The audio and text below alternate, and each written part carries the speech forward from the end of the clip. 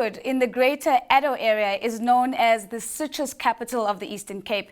Its subtropical climate makes it ideal for growing oranges, lemons and grapefruits and for visiting throughout the year. This is our tempting town of the week. The town of Kirkwood is situated in the heart of the picturesque Sundays River Valley and is considered the citrus capital of the Eastern Cape. It's also known for its wildlife and hosts a popular annual festival and game auction, which attracts more than 45,000 visitors. This quaint little town is the center of one of the largest citrus regions in South Africa, with approximately 12,000 hectares of citrus orchards. Around 8 million cartons of oranges, lemons, grapefruit and soft citrus are exported from here to countries all over the world each year. Kirkwood, the Sundays River Valley, Eastern Cape. It's the second largest citrus producing area in South Africa. It's become very important in the South African citrus market. If we go back, the most important variety is probably lemons in this area. So we're the largest lemon growing area in South Africa currently and produce 50% of the lemons in South Africa. And of the total export of South Africa, which is about 100 million export cartons, the valley would do 20 million export cartons, which is also very significant in the industry. This citrus village is also the largest town on the Greater Addo route and hunkers down in the shadows of the Rietberg. It's the perfect destination for people wanting to see the Big Five, or actually we can now boost with the Big Seven. And it's a good spot coming from the garden route. People turn around while doing the Big Seven here, seeing it, and then go back through Oudtshoorn. Or also from the trips, Kruger Park, they go down St. Lucia, down the coast, through the Wild Coast, and then they also make a stop here, obviously, to visit the elephants. That's the best place in the world to see elephants. With the citrus farms bordering the Addo Elephant Park, the farmers and elephants have had to learn to accommodate each other over time.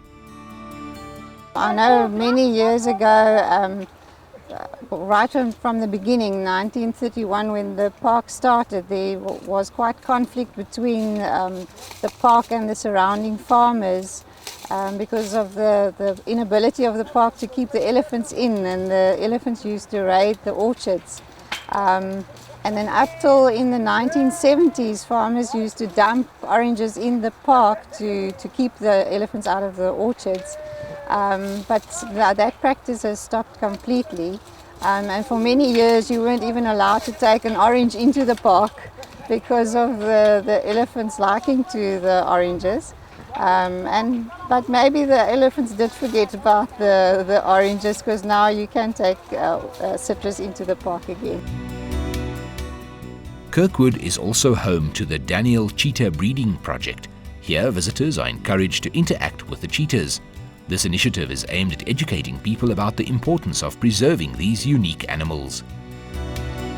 Our bloodline currently in Southern Africa is exceptionally small due to the population declining very drastically in Southern Africa also.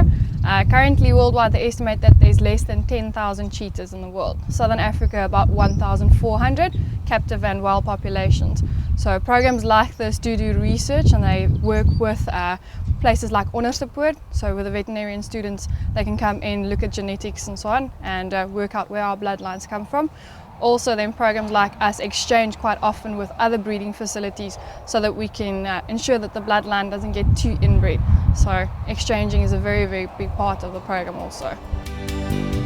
The town was named after James Summers Kirkwood. When a flooded Sundays River prevented him from reaching the farm that he was meant to auction off in 1877, he climbed a nearby hill instead. And from this hill, which today is known as the Lookout, he had a view of the entire valley. It was from this point that he saw the potential of the valley being a citrus-producing region. It's also the point where the Lookout Hotel and restaurant is situated. For the tourists, we've got 17 rooms, which one is a luxury room and the others are single or double, in whichever way you can use. We've got DSTV, we've got air cons in all the rooms.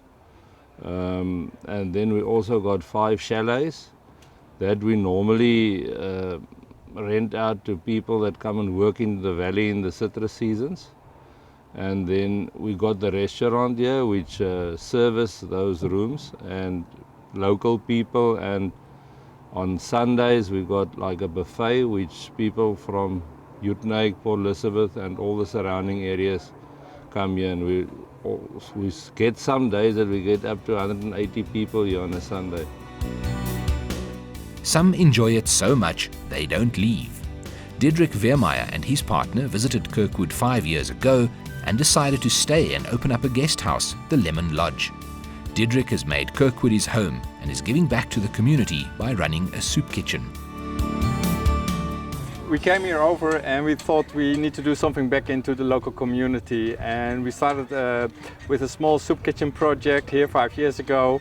First 1 day a week feeding up to 300 children, and by taking our guests to this project we are now able to feed 5 days a week those children who are